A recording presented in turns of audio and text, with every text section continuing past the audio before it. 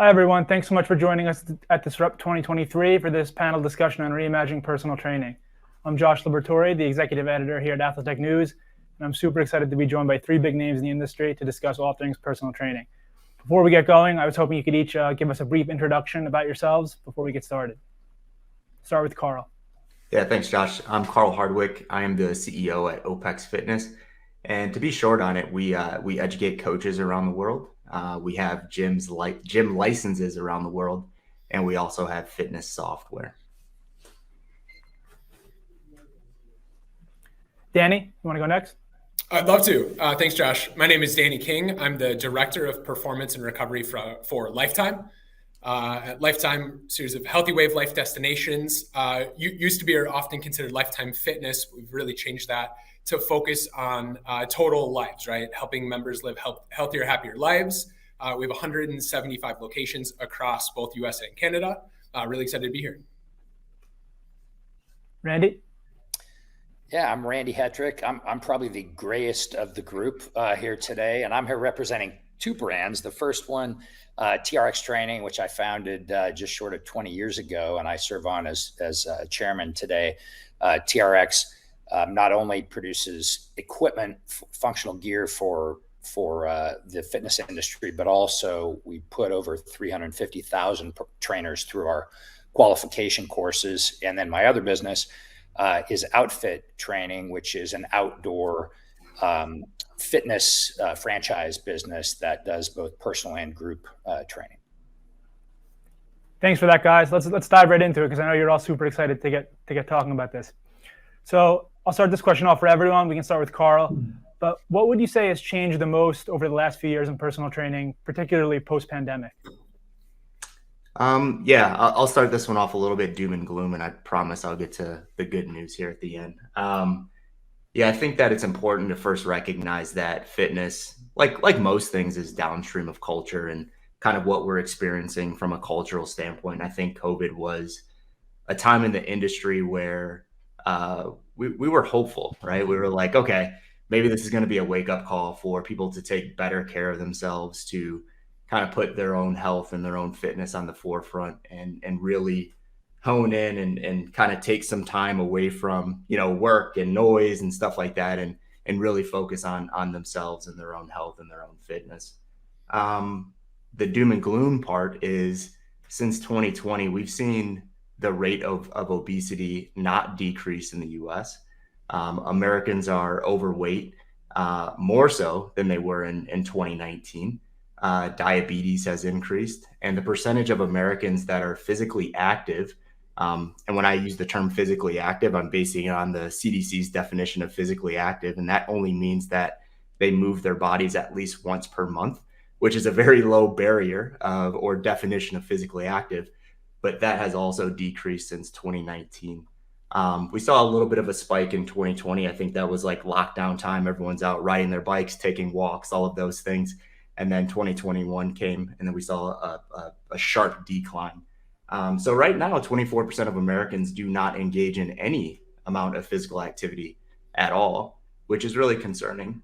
On top of that, culturally, it's challenging to talk about these things, right? So in some realms, it's inappropriate to use terms like overweight or obese and unhealthy. So a lot of coaches and trainers are kind of like tiptoeing around like, well, how do I help people? Like, to help someone, I first have to tell them, what's wrong with them, right? Like where they might not be healthy. So I think that's a challenging aspect from a cultural standpoint for a lot of personal trainers. But in-person training is important as it gives the coach an opportunity to teach, to engage, to inspire, to offer accountability, to see someone take strides in their own health and fitness journey. So when we look at, upsides or, why to take it to the top, why is personal training still important? I think a lot has changed, but if anything, we might be a little bit worse off. And I think that there's an opportunity there for trainers. I think that there's an opportunity for this in-person one-to-one connection because we're still running the remote experiment, but we ran that remote experiment in 2020, 2021. And what did we see? We didn't see a lot of impact. So the opportunity that I see in front of us right now is that every trainer has the opportunity to make that impact with that N=1 individual in front of them. So, companies like Lifetime, right? Danny, I go to Lifetime 3-4 times a week. Other days I stay in my garage, but I see you guys making a huge impact, from a one-to-one standpoint. I see the same, 70-year-old Sally in there 3 or 4 times a week with the same trainer, building relationships. So I see an opportunity to make one-to-one impact that technology and artificial intelligence can't quite wrap a bow on. Danny, I'd be curious to hear your thoughts on that question. Yeah, absolutely. And I think the unique thing of where I'm coming from versus Carl or Randy is when we see them, right? So within dynamic personal training at Lifetime, obviously the members we've engaged with have already somewhat rose their hand to engage in fitness, right? They've joined and they're going. But what we really saw, especially post-pandemic and has continued, is the preconceived barriers with which members thought were their issues with their fitness. I don't have time, right? All these things kind of went away for that chunk of time. Everyone was working from home and there was more time than ever. And there was all of these potential opportunities to get involved with fitness virtually, right in their own home. And most people didn't engage. The good news there is it has gotten a little easier to call people on that. And they've realized that the things that they actually need are more support, more coaching, more actual things that a personal trainer can deliver. So we've actually found it post-pandemic a little bit easier to get members into services like personal training because they've had that time, they've had that realization, and they're walking in saying, I want to change my health and I know I need some help. So can you be that person to help me? And Randy, you're coming at a bit of a different angle. So curious to hear your thoughts as well. Well, I think that the landscape has changed for sure. And we've had actually a significant industry-wide turnover, right? So there's a lot of new trainers coming into the business. I think that from the standpoint of the consumer, one of the positives in my view of where we are now is that some of the digital, the adherence to digital service providers during the pandemic, I think we've realized that there's some limitations to that, which works great for everybody on this call. That people are realizing that they do want to be engaged in group fitness activities versus just being at home in your living room and training via a virtual platform. And I think that's I think it's a good thing, certainly for the fitness industry and for the training industry in general. And I do think that there's a bit of a readjustment that's happening across the industry. You're seeing it. The club members are coming back, but there's still challenges that were incurred during the pandemic that are being shaken off. And I think that we're going to get a new infusion of new blood into the business, both in the form of new members and new trainers. And I think that's net positive. It may take us another year to shake out, but I think we'll get there. Yeah, just Go ahead. Just to add to that, and I'm more so coming off of Danny's noticings. I think the interesting thing is that 2020 may have allowed an opportunity for people to try things, right? It's like, okay, I'm going to try this thing on my own. I'm going to, go on, 3 30-minute walks per day. And that kind of like ran dry and they just stopped doing it on day 60, right? So I think a lot of these people are, going to like the Lifetimes and they're just like, I've tried a bunch of things and they don't work, right? It's like, now I'm ready to put the time, the energy, and the effort in. And to Danny's point, they're still going to have excuses, right? But now one of Lifetime's trainers can kind of talk about, well, where have you found successes in the past? Where have you found failures? Why have you found those successes? Why have you found those failures? So I guess to wrap a bow on that idea, I think it's powerful when people try things and they come to a realization that those things don't work, and then they go to the next thing.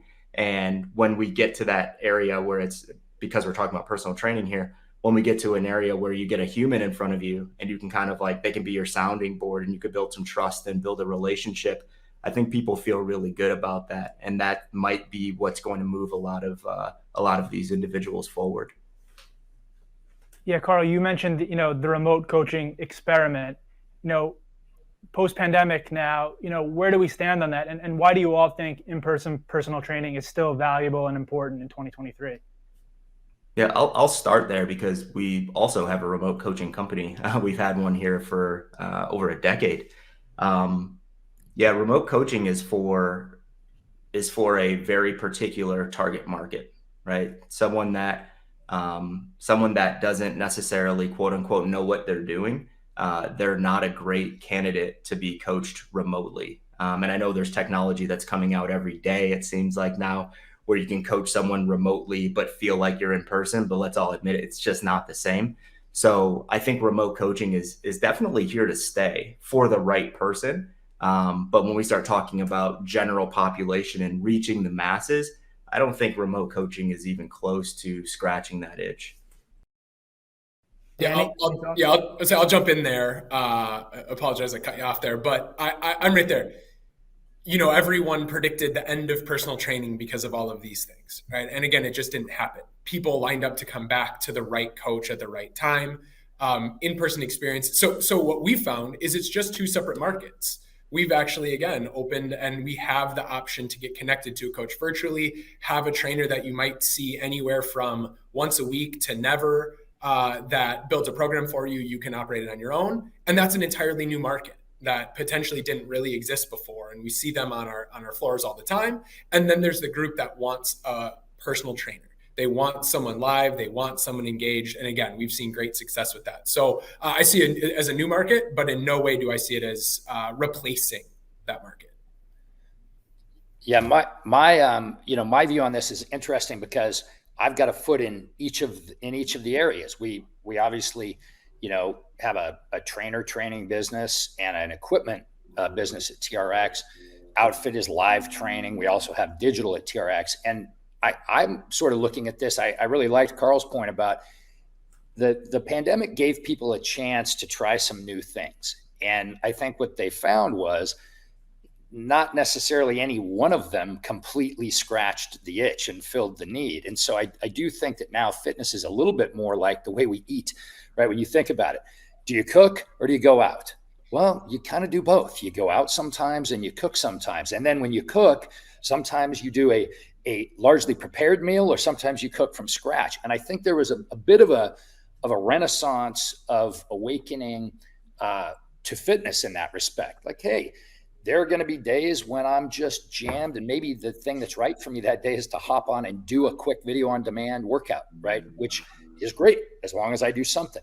No chance there's just zero chance that is going to replace the experience that I get from, Danny's people at Lifetime. Like there's just not. And I'm not going to get the community, the accountability. I mean, let's face it, a lot of trainers, their job is as much therapist and, being the holding the client accountable as it is being a technician. I'm not going to get that virtually, right? So I think that I'm a little more optimistic that people are going to become more omnivores of how they consume their fitness, where they might have been, focused on one particular channel before that. Now they're a little more open to each of them, and I think they can all come together nicely in an overall plan for people that makes fitness more accessible, more convenient, and therefore more adhered to. And speaking of the in-club personal training experience, Danny, I know one of the pain points for clubs, especially in the modern era, I would think, is recruiting and retaining personal training talent, right? Especially now, the rise of social media, anyone can just go on TikTok and start their own channel. How does Lifetime approach finding and keeping personal trainers, and how do you recommend other facilities do the same? Yeah, it's a beast. I'm not sure I'm ready to give up all our secrets here, but I'll give you some tips here, right? I think both people have alluded already, Carl and Randy, that there was I've referred to it as the Thanos snap, to use a Marvel reference, and boom, half the workforce was gone. And those that came back a lot of times didn't have any experience, right? So we had to look at it. So what we've done and what we've really focused on is leveraging partners. In fact, actually, both of the gentlemen on this call have people that we've met with and talked to and engaged with in the past. Because what we found is that trainers that are pursuing additional continuing education above and beyond those very standard certifications are the people that we're looking for. So what we've done is try to develop partnerships that allow us to do things like advertise our jobs with those companies, as well as then allow those companies access to our people. And it's this great symbiotic back and forth. We get our people better educated and we get them access to new things at the same time that we're potentially able to build our brand within these people and understanding what comes at Lifetime. So we've done some great stuff there, as well as with brand partnerships with companies like 10,000 and LSKD to make sure that our uniforms look great and we can outfit our people so that it just feels a little bit above and beyond what standard is, right? So we've had to do all of these little things that both create partnerships to say, who is Lifetime? How do we recruit? How do we get to these people that maybe are running their own businesses right now? But if we can get the conversation, we can explain to them all the advantages that there are at Lifetime. At the same time, then, making sure that those partnerships support our people and get them things like access to education, great equipment and apparel, and all of these other discounts that we can do. And Carl, Danny mentioned education, and I know OPEX is a leader in that field. I know you prefer the term fitness coach to personal trainer, so apologies that I keep using the term, but can you just tell us a bit about, what makes an OPEX coach compared to, a run-of-the-mill personal trainer that you can find anywhere? Yeah, it's semantics at the end of the day, man. Yeah. I know that, I know this was a topic of conversation, this differentiator between the fitness coach versus the trainer. And to us, it doesn't really matter. Call them what you want to call them, right? But what we wanted to do there is we wanted to put a line in the sand, and we wanted to say, okay, since there's no trusted governing body to coaches and trainers in this country, how do we differentiate, right? Like, it's not in a name, right? It's a coach and a trainer. I don't really think that matters. So what we did was we're like, okay, let's put a line in the sand. Let's push this profession forward, and let's call our coaches professional coaches. Now we have to identify what the heck a professional coach means. So in our opinion, a professional coach is one that has competence, right? Someone that knows what they're doing. So education has to be foundational in terms of, their knowledge base before they're going and working with an individual. They have to provide consistent results to their clients, and consistent was a really important word for us there, because anyone can get lucky. Anyone can pepper in, I gave this client the same program I gave 500 others, and they had success, but the other 499 didn't. So consistent results is really important there. Unique value was really important there. And, what do I mean by unique value? If one coach or one trainer, whatever we want to call them, is giving the exact same value as the coach down the road, now it becomes a race to the bottom, right? So if all coaches around the country are giving the exact same product and not one of them is unique, now it's, hey, let's race to the bottom from a price point standpoint, because we need to acquire the same market that we're competing against. So unique value is really, really important there. So it's like, what makes, sorry, Danny, I keep talking about lifetime trainers. What makes a lifetime, please do. What makes a lifetime trainer more qualified or better than another trainer at a different gym, right? It's like, and I know Lifetime, you guys could answer that, right? If you can't answer that, you have a problem, because now you can't actually stand behind your price point, and then you're racing to the bottom. And now we're talking about $10 a month memberships and 15 free personal training sessions. So unique value is really important there. And then we kind of Carl, so sorry to cut you off. We're running out of time. I just wanted to get Randy's thoughts real quick before we close out on one other topic. So Randy, I was hoping you could just tell us a bit about outfit training and your idea behind that, and also, why you're so excited about outdoor personal training and small group training. Yeah, absolutely. Well, I mean, Carl started to set the stage, which was, one of the reasons why Danny and Lifetime have been successful is they have a differentiated offering, right? They have a set of unique value propositions that they work very hard to deliver. Wherever we end up commoditized, we lose, all of us. And so what I saw in the opportunity with Outfit was, instead of, look at TRX training, we had a really successful training center in San Francisco that was in a brick and mortar context. And we could have extended that business, but there's no shortage of brick and mortar outlets. And part of what I got excited about with Outfit was the opportunity to go out and really create a new environment where it's not heavily competed, right? There's certainly mom and pop boot camps out all across the country, but nobody's been successful yet at taking sort of best practices, technology, and building a brand around it that opened up a net new opportunity. And the thing that was really motivating for me is, as I mentioned, I've watched literally hundreds of thousands of training careers over the last 20 years that have come through TRX's qualification course. And one thing I noted was it's hard for trainers to create businesses, to get into businesses. They can get great jobs with Lifetime, but there's a certain number of them that want to go, and be entrepreneurial. And it's really challenging to go open a brick facility because of the cost structure. So I kind of looked at the opportunity and said, man, here's this big blue ocean opportunity for outdoor fitness, which is out in the neighborhoods, right? Not really competing with gyms, because I love gyms. I don't want to compete with the existing operators. Most of them are my partners at TRX. I want to go out into the neighborhoods and maybe get some of those folks that aren't coming to gyms, because there's a great big chunk of Americans that don't.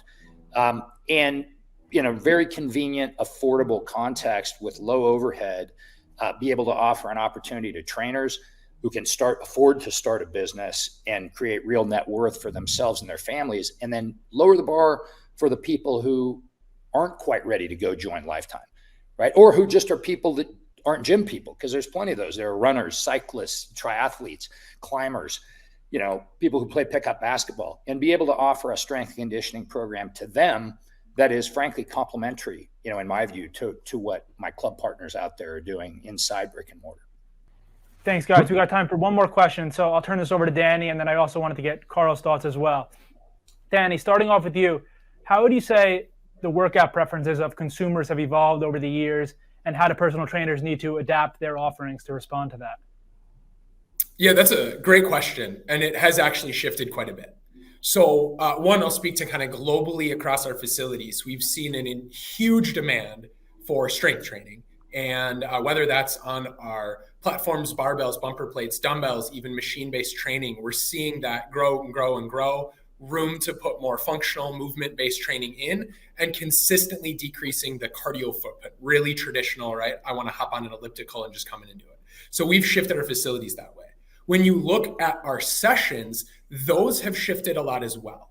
And we think of it, when we launched our dynamic personal training brand last year, it was this entire concept of driving experiences and not workouts. And the whole concept of that was ensuring that in a 60-minute session, we could get mobility training in. So we can get them moving, getting multiplanar, moving, getting that body ready for exercise, getting introduced to some of these new skill sets. We can bring some strength training in, really thinking on this kind of what is that minimum threshold to get them the result they desire, so that we can also spend some time in that session on things like recovery. And what we're seeing is that's twofold. Our members are stressed out, they're tired, they need that focus, they want that feeling because of how it's really going to feel in the session. And we're coming at it, again, coming back to this, how are the apps doing and what's happening there, is how do we differentiate ourselves? And we differentiate ourselves by creating this experience that brings all of these things into one package and one workout. And now that becomes a really encompassing part of that member's day, rather than just showing up, hopping on an elliptical and using a leg press and not getting all that in. So we've seen massive shift there, and we've put a ton of effort both into our facilities and how we train our coaches to best deliver that. And Carl, same question to you, but maybe taking it from the education angle. How has OPEX changed the way it's educating fitness coaches on, how they should be servicing clients in the modern era compared to a few years ago? Yeah, that's the beautiful thing about, the advantage of what we do. We're anchored on the idea that we teach any coach to work with any client, right? So our coaches come to us because they want the knowledge to be able to deliver unique value to each one of their clients. So everything's personalized from our standpoint. So in terms of the exercises used and so on and so forth, that's a lot less important. But I will say that we do have to land on like an optimal, right? So, what we talk about in our course is we go through thought experiments where we go around the room and we ask coaches, like, independent of who the client is, what does an optimal week look like in fitness? And we get the craziest answers, right? But we have to put our foot in the ground and say, hey, let's let this be the baseline, and then let's individualize outside of that. And our optimal is, let's lift some weights 3 times a week, and let's breathe for the other 4 times. Maybe 3 of those 4 times is easy aerobic work, and then 1 of those four aerobic sessions is challenging, right? It's tough aerobic work.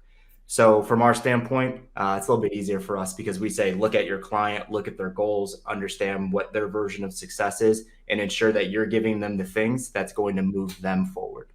Unfortunately, we're out of time. I really appreciate your time, all 3 of you. This is a great conversation. I wish we could extend it a little further, but appreciate your time. Thanks for joining us. Thank you. Thanks, guys. Thanks so much for having us. Thanks.